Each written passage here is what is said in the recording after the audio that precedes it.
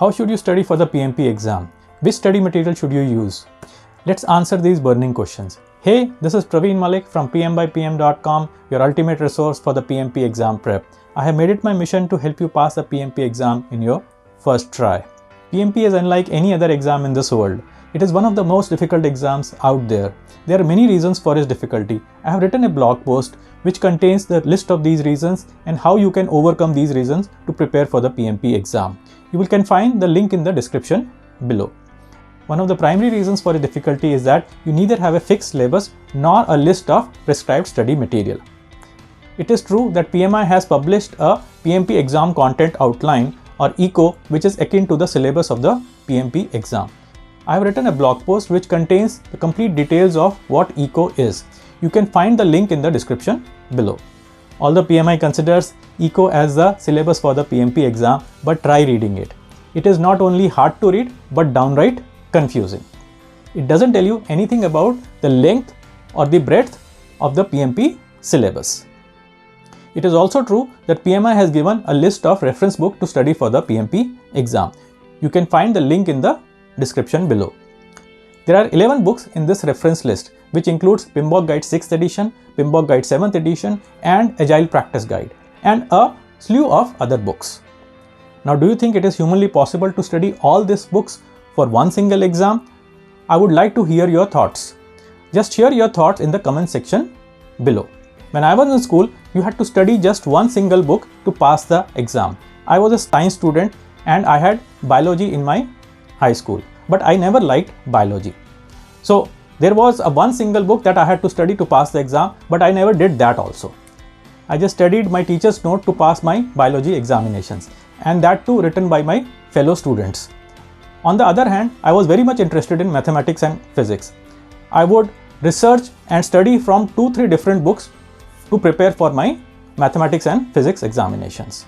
Tell me, how did you study for your school examinations? Did you have one reference book? Please share your thoughts in the comment section below. Now, coming back to the PMP exam, you need to go through 5 different things to prepare for the exam.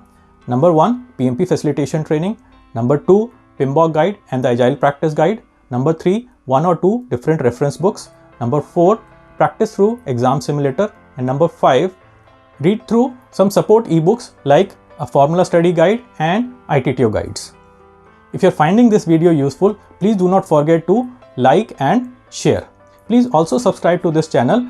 Just click on the bell icon so that you will receive an instant notification whenever I release a new informative video. So now let us talk about each of the 5 things in detail. The first thing was PMP Facilitation Training. So it is mandatory to enroll in a 35 hours PMP certification training program before you can take the exam. Now there are a number of trainings out there, but it is essential that you enroll into a good training program. Good training program will not only help you pass the exam, but will also help you in understanding the project management concepts. I've written 2 blog posts to find the best training program out there. The first one is for a self-learning online training program and the second one is for a live training program. The links are in the description below. The second thing is you should study PMBOK Guide and Agile Practice Guide. You should study both PMBOK Guide 6th edition as well as 7th edition. These guides are published by PMI. The PMP exam uses the same terminology that is written in these guides. So it's become very essential that you study these guides. The third thing that you must do is study 1 or 2 reference books. Now, if you have a good training program and if you got a good handle of the PMBOK Guide and the Agile Practice Guide, it is not really necessary to go through a reference book. However, it depends on your confidence. If you are not feeling confident, I would suggest that you go for 1 or 2 reference books. Again, I have written a blog post to determine the best reference book out there. The link is in the description below. Just take a look at it and determine which book suits you and just buy it.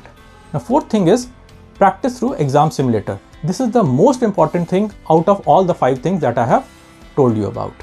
No amount of study, no amount of preparation will help you in passing the PMP exam unless you practice some mock questions. So buy a good simulator and practice maybe 1500 or 2000 questions so that you feel confident about taking the exam.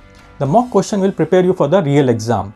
They will tell you how the exam questions are framed. What is the difficulty level of the exam questions? So you must not skip this step. This is the most important step for your PMP exam preparation. I've written a blog post to find out the best PMP exam simulator that is out there. It's a review and comparison article of the different simulators. The link is in the description below. Now the fifth thing is that you must study some other ebooks like a formula guide and ITTO guides. I've written a slew of these ebooks. You can find the links to these ebooks in the description below. Now you might be wondering, what is the use of learning ITTO since PMI doesn't pose ITTO questions in the exam? And you are right. PMI doesn't pose ITTO question in the exam, but they use these ITTO terminology in the exam. So to understand the terminology and to make the connections, make the relationship between different ITTO terms, you must understand what ITTO is. So go for it, study these 5 things. I'm sure you will pass the exam. So I would like to know which training program have you chosen, which reference book will you be following, and which simulator will you be buying. Please share your thoughts in the comment section below. Do you want to find out the cost of these 5 things?